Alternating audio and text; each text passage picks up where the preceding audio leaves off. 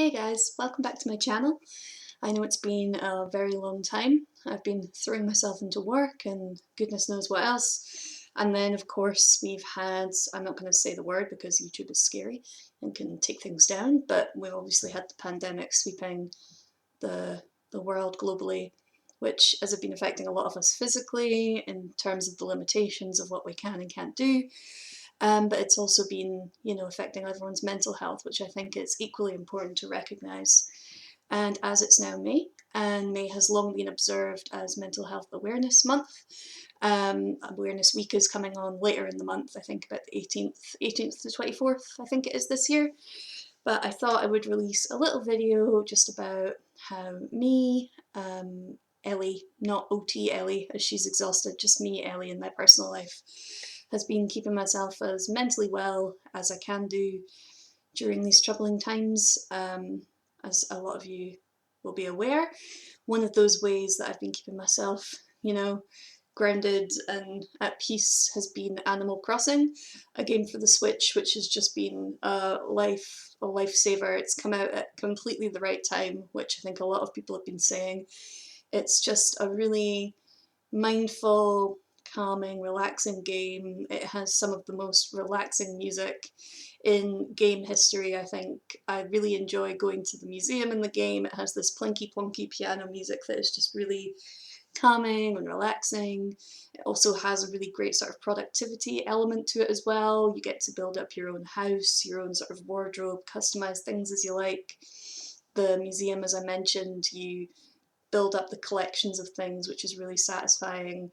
You pay off things, collect things. It's really, really nice. And as well as that, I think the thing that sort of attracts me to the game most is it's a really kind and wholesome game. It brings us together. I found myself reconnecting with old friends that I haven't had much of a chance to really speak to over the years, and bonding over Animal Crossing, visiting each other's towns, and that's just been a really great experience. It's brought me closer to people, and that's just been a really nice thing to know, hey, I haven't spoken to that person in a while, I'll catch up with them over Animal Crossing. You can send people letters, you can send them gifts and things. And I think it's just really sweet and wholesome and nice. And I know it might not be affordable to everyone. I know there's like a mobile version, I can't remember what it's called, Pocket something, Pocket Animal Crossing. Have a look into that if it interests you, but it's for the Nintendo Switch and I just find it super chill and super nice. And I suppose, going on from that connectivity side of Animal Crossing and the way it, brings people together, other things I've been finding really helpful has been catching up with people online. Sometimes we won't always have the energy or, have the spoons in chronic pain terms to catch up with people over things like Skype and Zoom and everything that's out there at the moment. House parties been really popular for some people who really enjoy using that sort of thing, or just regular Facebook calls, Skype calls. They've been uniting families and friends and groups of people all over the world. It's the new way of celebrating birthdays, it's the new way of bringing people together and gathering. And I've been doing that on a sort of semi-weekly basis with a group of friends, and it's been so nice to see them, although a bit surreal to think it's been so long since we've seen each other in person. And I think that's one of the things that really brings me down. I think sometimes when I'm not feeling up to Skyping people, just WhatsApping people, keeping in touch with people that way, and over games like Animal Crossing can be really nice as well. It takes a little bit more energy for particularly people like me who are quite socially anxious to connect and talk to people over calls like this. I've started doing it with patients at work as well, and it's harder to read people's cues. It's harder to know, when it's your turn to speak. A lot of that energy, that extra level of having to be switched on can be quite tiring for some people. So sometimes I find I do have to kind of gauge, who I'm going to call that day, for how long, and just really gauge your own energy. Make sure you're not burning yourself out by trying to speak to too many people and putting too much pressure on yourself. I think that kind of leads me into my next one, which is not burning yourself out. There's a lot on social media right now saying, this is the time to be productive, learn a new skill. And while I think it's fantastic if that is what you're doing, that's really great.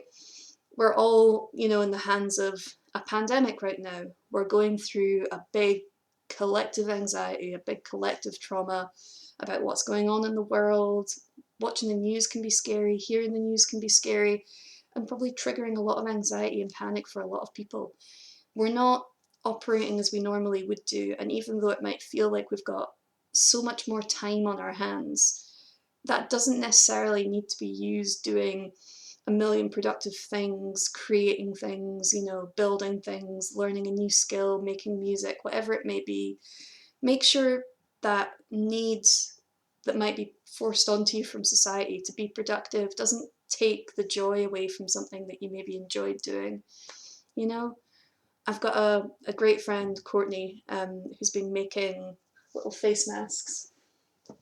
She goes by Odd Stitch Out on Instagram.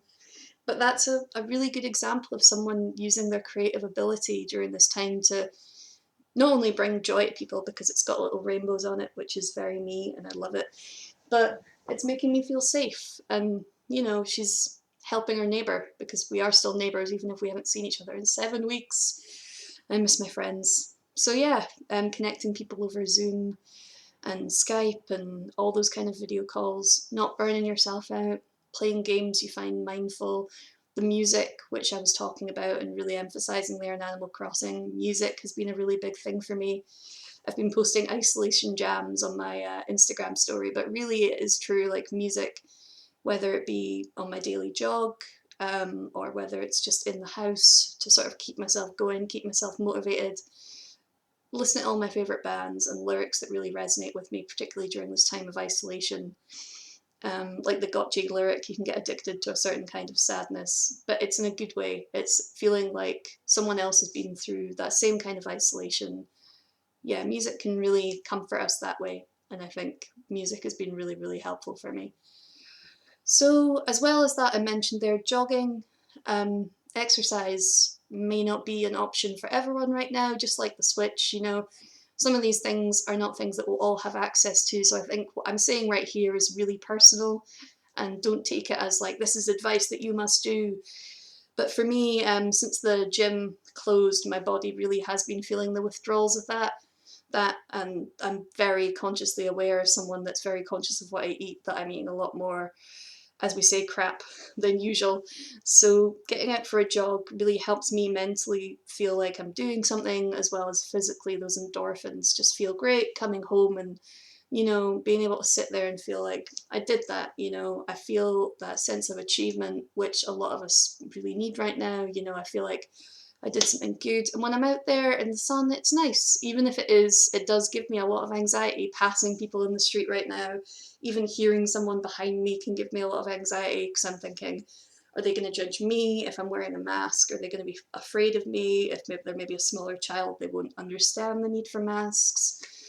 I'm definitely overthinking a lot of things right now, as I'm sure we all are. But getting out there, I think, is still important, even if it does feel like there's a lot to fear. Being outdoors, even if you're lucky enough to have a back garden, if it's in your back garden, if it's just opening the window and letting in some fresh air, letting in some sunlight, that can be good too. And I think we all benefit from a bit of that because right now it really does feel like we're cooped up, and it's not an enjoyable kind of being at home that you would get from a day off school or a snow day or something like that. It's a kind of endless thing, and keeping up routine as well has been really important for me, setting alarms and trying to get up at a semi-reasonable hour. My good friend Lena had suggested that we make our Skype calls at the weekends sort of earlier in the morning, which I haven't started doing yet, I will say, but she's been really good at sort of getting up early in the morning and sort of prepping herself for that call and everything. And I think that is really good, you know, set yourself an alarm for whatever hour suits you best, suits your sleep cycle best. Get up, make sure you've got some form of routine, even if it's the most basic thing, and try and establish that just so the days don't all blend together, you know? Even if it's that daily walk with your partner or your flatmate or just by yourself, you know? I think we'll all come out of this being a little bit more empathetic. I've already noticed, you know, I've got a really nice guy who, when I go out for my jog, he sometimes shouts at me how long I've been out for, like he's keeping my time for me. People wave to you on the street. I dropped something the other day, and this is like the silliest small thing, but I dropped something in my back pocket, and because I had my headphones in and my face mask on, I felt like all my senses were dulled and I just didn't notice. And someone was waving at me wildly from across the street, and it turns out my phone had fallen out of my back pocket, which is the silliest place to keep a phone. And I'm rambling, I know, but I just feel like those small acts of kindness from humans, they really do restore your faith in humanity and make you feel like we are going to get through this. And I think it's really important to remember that this will pass. If you've ever done decider skills with a CBT therapist or a nurse or an OT, just use your this will pass skill. Try and imagine going through a tunnel, you know, seeing that light at the end, or being on a ship crossing rocky waves, and eventually those waves will, you know, flatten out and everything will smooth over and you'll be through the storm, through the eye of the storm. And it will finish, you know. Make sure you're giving yourself a break. Don't put too much pressure on you. Don't put too much pressure on people around you either. I've seen a lot of posts about, you know, you'll find out who your real friends are during this pandemic. The people you care about are probably just as stressed, just as anxious right now, dealing with a million different things. Like, I'm lucky I live with Scott, who's been a great quarantine buddy. He's great at communication. But we don't have kids, we don't have any dependents, we don't have a pet. There's no one else to really take into the equation, so we have a certain freedom that other people just won't have right now with schools being closed. So be compassionate, and not just to others, but to yourself as well. Don't put too much pressure on yourself right now. Anyway, I'm probably going to upload this without any editing or anything, so it's just pure, unfiltered Ellie, as I am on all my socials right now. Sure, if you're friends with me, you're greatly enjoying that. Do feel free to unfollow me if you need to for your spoons. I will not be offended. And take care of yourselves, guys. I love you loads, and God, I miss you all so much. And I can't wait to see you all when this is over.